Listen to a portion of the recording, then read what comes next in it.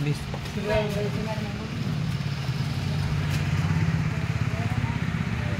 73 घटनादुरुस्ती कायदा हा लेख संविधानाचे 1992 मध्ये मंजूर झाला आणि 1992 मध्ये अंमलात आला.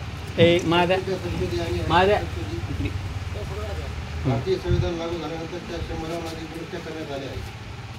संविधानात दुरुस्त्या करण्याची तरतुदी भारतीय संविधानाचे एक अद्वितीय वैशिष्ट्य आहे. 73वे संविधान ही एक विशेष महत्त्वाची सुधारणा आहे.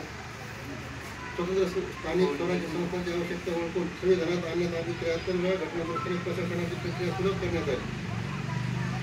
तळागाळातील पातळीवर राजकीय जागरूकता आणि सहभाग सुलभ करण्यासाठी स्थानिक स्वराज्य संस्थांच्या कामकाजासाठी संवैधानिक आधार प्रदान करण्यात. 73वी घटनादुरुस्ती कायदा 1992 मध्ये 73वी घटनादुरुस्ती मंजूर करण्यात आली. घटनादुरुस्ती कायद्याचे 2 भाग आहेत.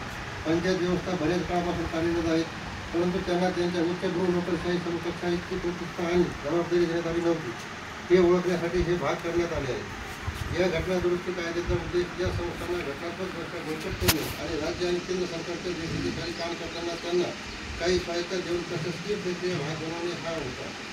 या कायद्याचे 2 भाग आहेत, जो भाग 9वा आणि 11वा असणे आहेत.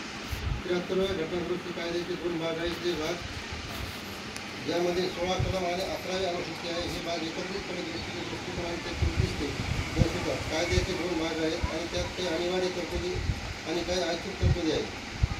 ग्रामसभा ही PRC पायाभूत एकक होती. PRI पंचायत राज संस्था चे ऑफिस किंवा ग्रामसभेच्या ताकदीवर उभा होती. ही एकमेव कायमस्वरूपी संस्था आहे. राजकीय पद्धतीमध्ये सक्रियपणे सहभागी असले पाहिजे. ग्रामसभेचे निवडून आलेले प्रमुख PRC 5 वर्षासाठी निवडले जातात.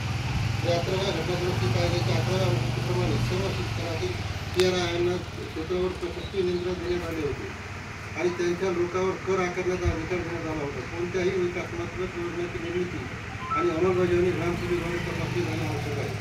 अनिवार्य तरतुदी. या तरतुदी अनिवार्य आहेत आणि पंचायत व्यवस्थेच्या प्रत्येक स्तरावर त्या रचनेत पाहिजे. 73व्या घटनादुरुस्ती कायद्यानुसार कायद्याचे अनिवार्य अटक केले आहे. 3 स्तरीय प्रणाली SSC, SST, PRIच्या निवडणुकीसाठी 21 वर्ष आहे. अध्यक्षपदासाठी मध्यवर्ती तसेच जिल्हास्तरीय प्रत्यक्ष निवडणूक 5 वर्षाचा कार्यकाळ असतो. दर 5 वर्षांनी पुनरावलोकनासाठी